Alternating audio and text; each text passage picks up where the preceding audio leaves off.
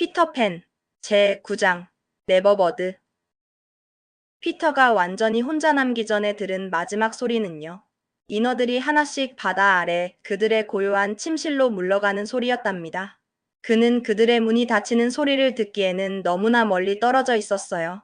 하지만 인어들이 사는 산호 동굴의 모든 문은 열리거나 닫힐 때마다 맑고 작은 종을 울린답니다.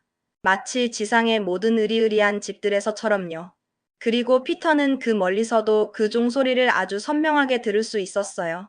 꾸준히 바닷물이 밀려들어와서 그의 발을 간지럽히기 시작했죠. 차갑고도 부드러운 물결이 그의 피부를 핥는 듯 했어요. 그리고 그것들이 마지막으로 꿀꺽하고 목구멍으로 넘어갈 때까지.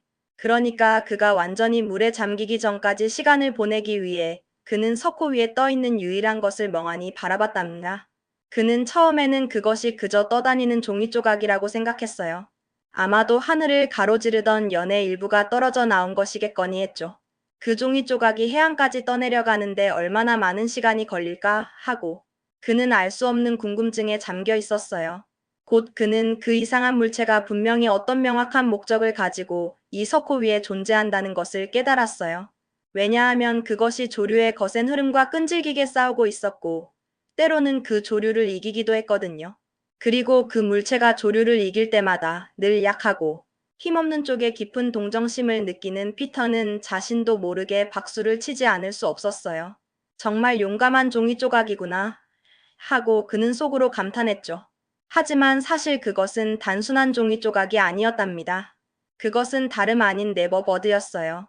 둥지 위에 위태롭게 서 있는 피터에게 닿으려고 필사적인 노력을 기울이고 있었던 거죠. 둥지가 차가운 물속으로 떨어진 이후에 그녀는 새로운 방식으로 날개를 움직이는 법을 배웠어요. 그 덕분에 그녀는 어느 정도 자신의 이상한 배, 즉 둥지를 조종할 수 있었죠. 하지만 피터가 그녀를 알아봤을 때쯤에는 그녀는 이미 너무나 지쳐 있었답니다. 날개짓 하나하나에 모든 기력을 쏟아부었으니까요. 그녀는 피터를 구하러 온 거였어요. 그리고 그에게 자신의 소중한 둥지를 내어주려고 온 거죠. 비록 그 둥지 안에는 그녀의 사랑스러운 알들이 들어 있었지만 말이에요. 저는 이세의 행동이 다소 놀랍다고 생각해요. 왜냐하면 피터가 그녀에게 언제나 친절했던 것만은 아니었거든요. 때로는 그녀를 심술궂게 괴롭히기도 했었죠.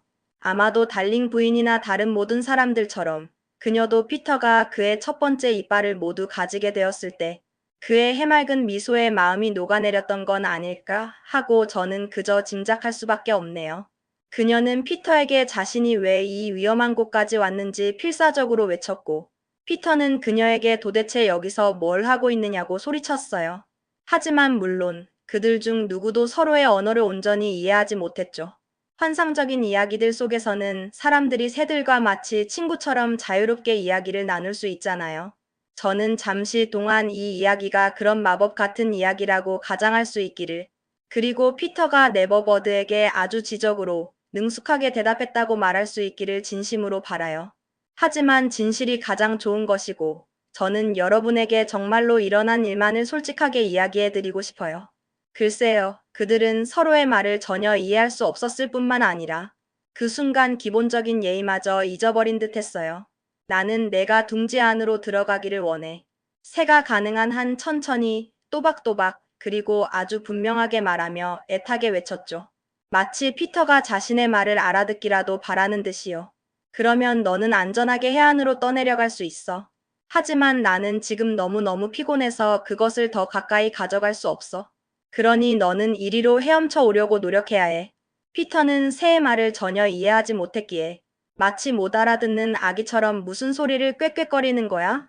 하고 대답했어요. 그리고는 새에게 물었죠. 왜 둥지를 평소처럼 그냥 떠내려가게 두지 않는 거야? 왜 굳이 애쓰는 거야? 새는 피터의 답답한 반응에도 불구하고 포기하지 않았어요. 나는 내가 원해 하고 그녀는 다시 한번 마치 처음부터 다시 시작하는 것처럼 똑같은 말을 반복했죠. 그러자 피터도 답답했는지 느리고 분명하게 시도했어요. 마치 새의 말을 따라하는 것처럼요. 무슨 소리를 꾀꾀거리는 거야? 등등.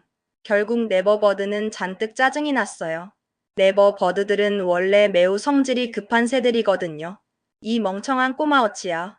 그녀가 분노에 찬 비명을 질렀어요. 왜 내가 시키는 대로 하지 않는 거야? 내 말을 못 알아듣는 거야? 피터는 그녀가 자신을 비난하고 욕하고 있다고 느꼈어요. 그래서 그는 모험 삼아 아주 격렬하게 쏘아붙였죠. 너도 그래. 너나 잘해. 그러자 다소 이상하게도 그들 둘 다 똑같은 말을 서로에게 쏘아냈답니다. 닥쳐. 닥쳐. 그럼에도 불구하고 새는 피터를 구할 수만 있다면 모든 것을 걸겠다고 결심했어요. 마지막 남은 모든 힘을 끌어모아 강력한 노력으로 그녀는 둥지를 바위 쪽으로 필사적으로 밀어냈죠. 그러고 나서 그녀는 힘겹게 하늘로 날아올랐어요. 자신의 진심을 피터에게 보여주기 위해 그녀의 소중한 알들을 물 위에 버려두면서까지 말이에요. 그러자 마침내 피터가 그녀의 진심 어린 희생을 이해했어요. 그는 재빨리 둥지를 움켜잡았고 머리 위를 펄럭이는 새에게 감사의 표시로 손을 흔들었답니다. 하지만 그녀가 하늘에 그렇게 오랫동안 매달려 있는 것은 그의 감사를 받기 위해서가 아니었어요. 그가 둥지 안으로 들어가는 것을 보려고 했던 것도 아니었죠. 그녀는 오직 그가 자신의 알들로 도대체 무슨 짓을 하는지 궁금해서 지켜보고 있었던 거예요. 둥지 안에는 두 개의 커다란 흰 알이 있었어요. 피터는 조심스럽게 그것들을 들어 올려 한참 동안 생각했죠.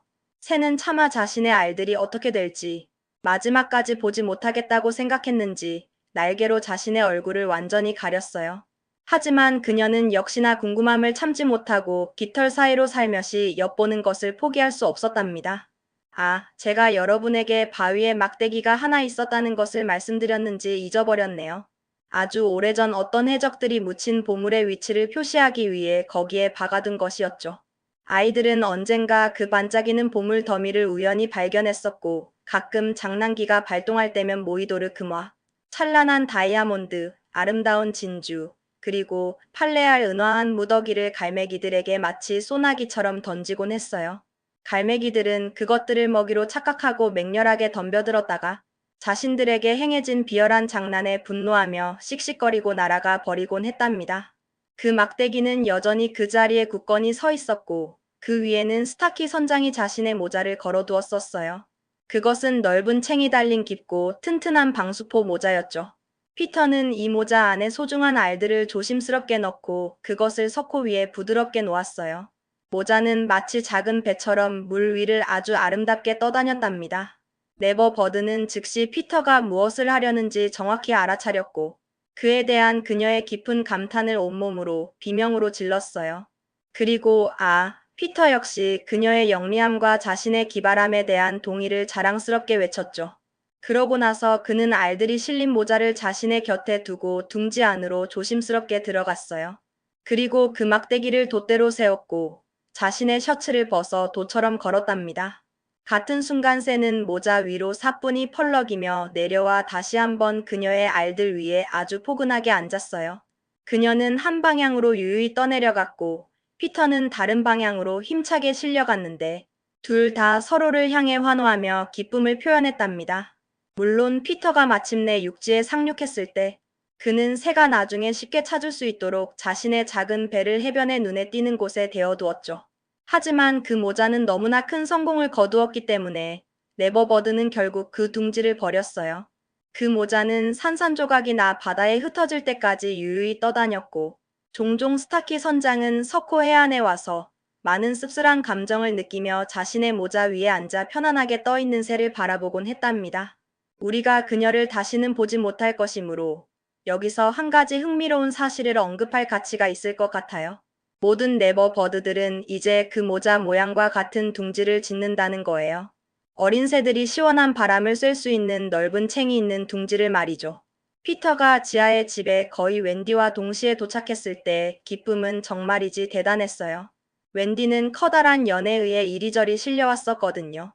그들은 모두에게 자랑스럽게 말할 만한 모험 가득한 이야기들을 가지고 있었죠. 하지만 아마도 그날의 가장 큰 모험은 그들이 잠자리에 들 시간보다 몇 시간이나 늦었다는 사실이었을 거예요.